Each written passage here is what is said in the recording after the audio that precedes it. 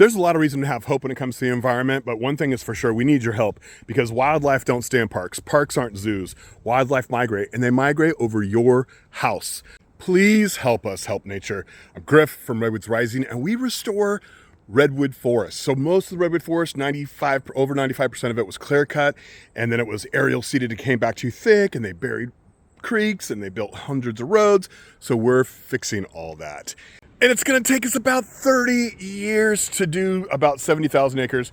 If we're lucky, if we continue to get all the support we get. And you can support us by going to redwoodsrising.org and donating, or you can help us by helping the animals that leave our forest have places to go.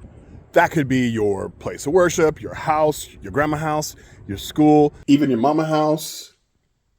All you need is a balcony or a porch, and you could help us because a lot of the animals that are benefiting from our restoration work up here leave our forest. See, our forests are Redwood National and State Parks. They're not zoos. And so a lot of those animals leave our forest. They either leave like during the summer and they go up to higher elevations and then come back in the winter, or they migrate here and raise their babies in this area, or migrate through like birds, and then they migrate down. Over half the birds that live in the redwood forest, maybe close to 70%, are migratory and may fly over your house. There's migration corridors all over the United States. Find out if you live in or near one, what migrates in your area, what travels through your area, and try to make it easier for them. Create corridors, advocate for wildlife crossings, and definitely plant native plants. So check it out.